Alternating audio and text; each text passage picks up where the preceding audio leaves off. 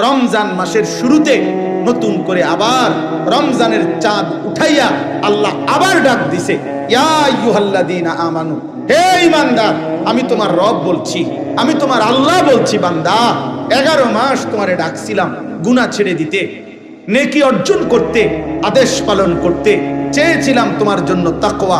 আচ্ছা বান্দা, ঠিক আছে, শয়তানের প্ররোচনায়, নফসের ধোকায়, দুনিয়াবি হাজারো ব্যর্থতায় তুমি পারো নাই, কমতি হয়ে গেছে, ঘাটতি হয়ে গেছে, গুনাহ ছাড়তে পারো নাই, গুনাহ বেশি হয়ে গেছে, নেকি কম হয়ে গেছে।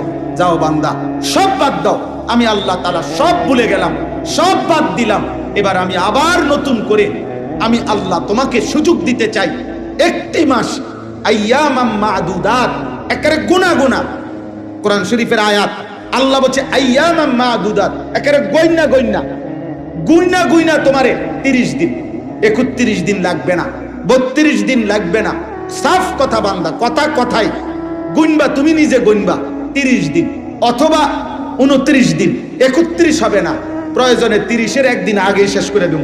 29 বা 30 দিনে গোনা এই একটি মাস তুমি, আবারও বলছি, 11 মাসের ভুল ভ্রান্তি ছেড়ে দিয়ে নতুন করে ঘুরে দাঁড়িয়ে তুমি পিছনের সব ভুলে একটি মাস মাত্র গুনে গুনে গুনাহ বর্জন করো, আমি আল্লাহর ইবাদত করো, 5 ওয়াক্ত নামাজ পড়ো, গুনাহ ত্যাগ করো, হারাম ত্যাগ করো, দিল জবান চলাফেরা আচরণ উচ্চারণের হেফাজত করো, রোজা পালন করো, সুবহে সাদিক থেকে সন্ধ্যা পর্যন্ত যাবতীয় খাদ্য পানীয় স্বামী স্ত্রীর বৈধ মিলামেশা থেকে বিরত থাকো, সবগুলো গুনাহ ছেড়ে দাও, আমার জিকির, আমার তেলাওয়াত, ইফতার, সাহারি, তাহাজ্জুদ, তারাবি, ইতিকাফ, এই আমলের মধ্যে লেগে থাকো।